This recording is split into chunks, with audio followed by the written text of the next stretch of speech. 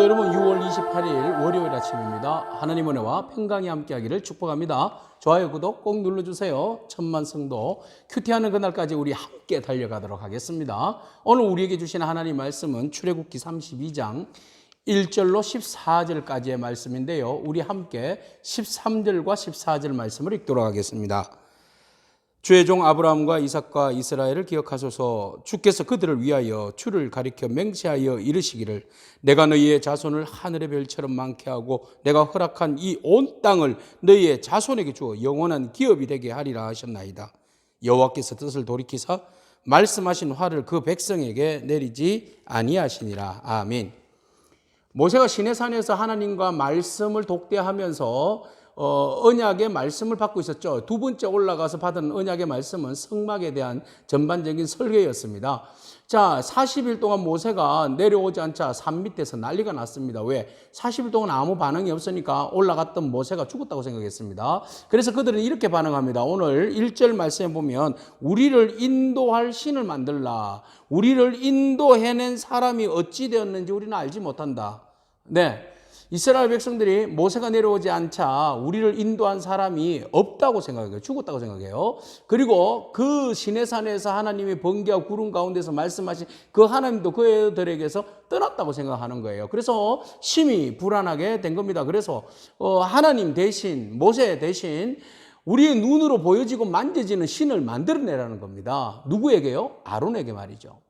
자, 극도로 우리가 눈으로 보여지고 손에 잡히지 않으면 사람들은 불안하게 되어 있습니다. 바로 이 심리가 지금 이스라엘 백성들에게 적용된 심리입니다. 그들이 하나님 말씀하지 않고 나타나지 않으니, 모세가 나타나지 않으니 불안했던 겁니다. 그래서 그들은 아론에게 우리가 눈으로 보여지는, 만질 수 있는 신을 만들어내라, 이렇게 주장을 하게 됩니다. 자, 아론이 이들의 이야기를 듣고 아론이 곧 그들의 말을 수용을 하게 됩니다. 자, 보세요. 아론은 모세의 대리자입니다. 그러면 여러분 잘못되었습니다. 여러분 이러시면 안 됩니다. 참고 기다리십시다. 지금 하나님의 율법을 받으러 갔지 않습니까? 라고 설득을 해야 되죠. 그런데 설득도 하지 않고 그들의 말을 듣습니다.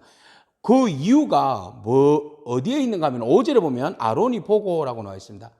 그 시리아 사본에 보면 여기에서 아론이 보고라는 말은 두려워하여 이렇게 말하고 있습니다. 백성들이 워낙 강력하게 주장하니까 두려운 거예요. 자기가 어떻게 죽을까 봐. 이곳에서 당신들이 우리를 불러내서 이 지경을 만들었느냐 막 그러면서 또 항의를 하고 아론의 생명을 위협해야 할까 봐 아론 겁이 난 거죠. 그래서 아론은 너희들이 출애굽할 때 받아 나온 금팔찌 다 내놔라 그랬어요.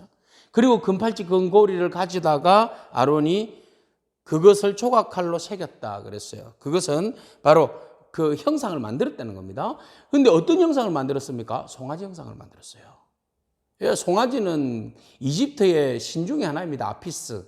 그래서 아피스는 무엇의 상징입니까? 힘, 생산. 이게 상징입니다. 그래서 이스라엘 백성들에게 지금 가장 필요한 것은요, 그들을 강력한 힘을 가지고 이끌어 나갈, 그리고 그들을 번영시켜줄 신이 필요했는데, 그 신이 그들이 그동안 애굽에서 경험했던 신들 중에 생각해 보니까 황소, 힘 있는 황소가 제일이라고 생각한 거죠. 그래서 우리를 하나님을 대신한 눈에 보이고 잡히는 신을 만들어내라 이겁니다. 그래서 아론이 만들어준 게 황금소였어요. 황금 송아지. 그들은 난리가 났습니다. 그래서 아론이 그들이 겁이 나가지고 제단을 쌓고 번제와 화목제를 드리면서 내일 우리가 번제와 화목제를 드리자. 내일은 여호와의 축제의 날이다. 여호와의 절기다. 여호와의 절리다. 이렇게 이야기를 한 거예요. 하나님에게 내일은 축제가 벌어지는 날이다. 네, 하나님의 이름을 불렀지만 사실은 그들은 하나님의 이름을 빙자한 그들의 우상을 숭배했던 거죠. 너무너무 위험한 일이었어요. 그래서 그들은 이제 그대로 송아지를 만들었습니다. 그리고 그 이튿날 화목제와 번제를 드렸어요. 하나님 앞에 드려야 할 제사를 이 송아지에게 드린 거예요. 그들은 하나님께서 우상을 만들지 말고 나 외에 다른 신을 만들지 말라고 분명히 말씀하셨음에도 불구하고 그 계명을 어겨버린 겁니다. 1계명, 2계명을 어겨버렸어요. 그리고 하나님을 한갓 황소로 둔갑시켜 버렸어요. 하나님 창조물에 갇혀 있는 분이 아니잖아요. 그럼에도 불구하고 이스라엘 백성들은 황소에다가 하나님을 가두어 버렸어요. 영적 간음과 하나님의 말씀을 어긴 사람들. 자, 이 일이 일어나서 그들이 이제 축제를 벌이는데 어떤 축제를 벌이느냐 보니까 6절에 보니까 번제와 화목제를 드리면서 백성들이 앉아서 먹고 일어나서 춤추며 뛰놀더라 이랬어요. 여기서 뛰놀다, 자, 이 말은 뭐예요? 놀다, 육체적인 어떤 환락에 빠지다, 성행위를 하다 이렇게 되어 있어요. 그러니까 먹고 마시면서 난잡하게 막 황소 앞에서 낭교를 부리는 거예요. 왜? 힘과 생산, 이교도의 그 신전에서 일어나는 그대로 모습을 황소 앞에서, 금송아지 앞에서 행하는데 그 금송아지가 신 하나님이라고 그들은 주장한 거죠. 자, 하나님께서 이 광경을 보시고 모세를 빨리 부릅니다. 모세야, 큰일 났다. 사나라에서 난리가 났다. 빨리 내려가라. 너의 백성이 지금 뭐라고 8절에 명령한 길을 속히 떠났다. 하나님의 말씀을 기억하지 않고 속히 떠났다. 그래서 중요한 게 여기 나와요. 자기를 위하여 송아지를 부어 만들었다. 그것을 예배하고 그것에 제물을 드리고 그것을 애굽에서 인도해낸 신이라고 말하고 있다. 여기에서 우상을 만드는 이유 세 가지가 나오죠. 하나는 극도의 두려움입니다. 모세가 나타나지 않으니까 극도의 두려움. 또 하나는 뭡니까? 명령한 길을 속히 떠나서 하나님 말씀을 기억하지 않는 거예요. 우상 숭배하지 마라, 만들지 마라, 여호와 이름 망령되이 이끌지 말라. 분명히 십계명 말씀을 하나님이 그 시내 산에서 직접 주신 말씀이잖아요. 그럼에도 불구하고 그들이 잊어버린 거예요. 불안하니까.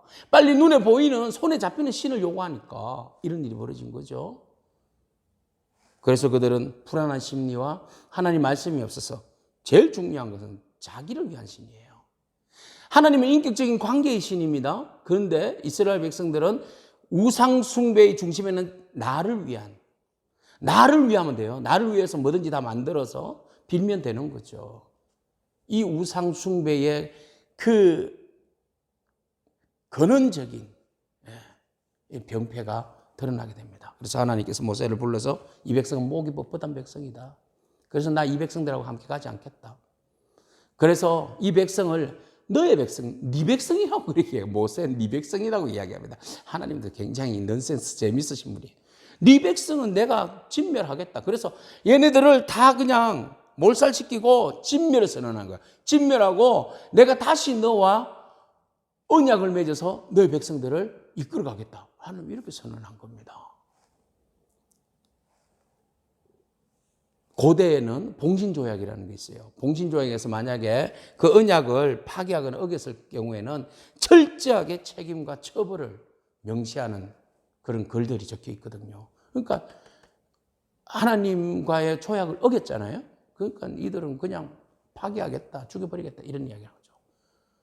자, 이 상황에서 모세는 어떤 반응을 일으킵니까? 모세 당장 하나님 앞에 무릎을 꿇습니다. 하나님, 어찌하여 그 큰 권능과 강한 손으로 애굽 땅에서 인도하여 내신 백성에게 진노합니까? 하나님은 능력이시지 않습니까? 권능이지 않습니까? 하나님은 힘이지 않습니까? 그런데 어떻게 하나님의 백성 진노하십니까? 모세는 하나님의 백성이라고 그러고 하나님은 네 백성이라고 그러고 그래서 모세가 하나님 앞에 기도합니다. 하나님 여기서 진멸하면 애국 사람들 웃음거리밖에 안 됩니다. 그래서 모세는 세 가지 이야기해요. 주여 맹렬한 노를 그치시고 뜻을 돌이키시고 주의 백성에게 화를 내리지 마옵소서. 그죠? 노를 그치시고 돌이켜주시고 뜻을 돌이켜주시고 화를 내리지 마소서. 벌을 내리지 마소서. 간구를 합니다. 그리고 모세는 하나님을 설득에 들어갔어요. 하나님 기억해 주세요. 아브라함과 이삭과 야곱에게 하신 그 맹세, 그 언약을 기억해 주세요. 그 언약이 뭐라고 이야기 말씀하셨습니까? 너희의 백성들이 하늘의 별과 같이 땅의 모래와 같이 너희의 자손들을 풍성하게 하겠다. 그래서 너희 자손에게 주어서 이 모든 땅을 주어서 영원한 기업이 되게 하겠다. 하나님이 약속하셨잖아요. 하나님께서 약속하셨는데 왜 하나님이 약속하신 그것을 기억하지 않습니까? 기억이라는 단어 기억하세요. 하나님이 이스라엘 백성들을 진멸하신 이유, 진멸하려고 했던 이유는 뭐예요? 그들이 하나님 말씀을 기억하지 않았기 때문에 그렇다. 모세 하나님 앞에 왜 하나님 이스라엘 백성들을 진멸하시려고 합니까? 하나님 기억하고 계시기는 하십니까? 이거 아니에요? 하나님의 언약을 기억하신다면 멸하지 말으셔야 돼요. 약속을 지키셔야 되죠. 근데 왜 멸한다고 말씀하세요? 혹시 기억이 더듬어 보세요. 모세의 중보기도 환상적입니다. 우리 같으면 하나님 정말 마음 아프시겠어요? 확 죽여버리시고 그냥 하나님 같이 갑시다. 이 정도로 기도를 할 텐데 모세는 하나님은 힘이고 권능이시고 하나님 진노를 거두어 주시고 뜻을 돌이켜 주시고 하나님 웃음거리 되지 마시고 하나님 약속하신 그 신실하신 약속 기억해 주시고 제발 좀 들어주시고 진멸하지 마소서 도와주소서 이렇게 기도한 거예요. 반전이 일어난 거죠. 하나님의 그 뜻을 돌이키는 기도. 오늘 모세를 통해서 보게 됩니다. 그러자 하나님께서 뜻을 돌이키사 말씀하신 화를 그 백성에게 내리지 아니하시니라. 할렐루야. 여러분, 우리는 언제나 이스라엘 백성과 같은 목이 뻣뻣한 백성이에요. 그리고 우리를 위해서 우상을 만들고 하나님을 이름을 빙자해서 그저 이익 챙기려고 하는 그런 아주 뻣뻣한 백성이에요. 그런 우리가 하나님의 진노를 받아서 죽어야 할 영혼이에요. 그럼에도 불구하고 우리가 오늘 이렇게 목숨 부지한 것은 누군가 우리를 위해서 중보기도 하고 계시기 때문이에요. 예수 그리스도께서 하나님 안 됩니다. 나를 죽여주세요. 그래서 죽어주신 거잖아요. 모세 하나님 안 됩니다. 약속 기억해 주세요. 그렇게 해서 그 진노가 그친 거잖아요. 하나님의 마음을 아프게 하고 교회를 아프게 하고 가족을 아프게 하고 힘들게 하는 영혼들을 위해서 여러분 어떻게 기도하십니까? 하나님 징벌을 내려주세요. 없애주세요. 사라주세요. 벌을 내려주세요. 이렇게 기도합니다. 오늘 모세의 기도를 우리가 본받기를 원합니다. 중보하기를 원합니다. 하나님 뜻을 돌이켜주세요. 불쌍히 여겨주세요. 긍휼을 베풀어주세요. 그 악한 길에서 떠나 회개하고 돌아오게 해주세요. 이런 기도가 오늘 저와 여러분의 기도, 죽음에서 사람을 살려내는 기도, 생명을 지키는 기도, 하나님의 백성의 자리에서 떠나지 않는 기도, 그 기도를 저와 여러분들이 감당하는 그런 이 시대의 모세와 같은 그런 리더가 되기를 축복합니다. 아멘. 기도하겠습니다. 하나님 감사합니다. 하나님의 마음을 그토록 아프게 하고 그토록 포기하고 싶은 백성이었지만 하나님 모세의 중보기도를 통하여서 하나님의 뜻과 진노를 거두어 주신 그 아름다운 마음을 봅니다. 하나님 어쩌면 오늘 우리에게도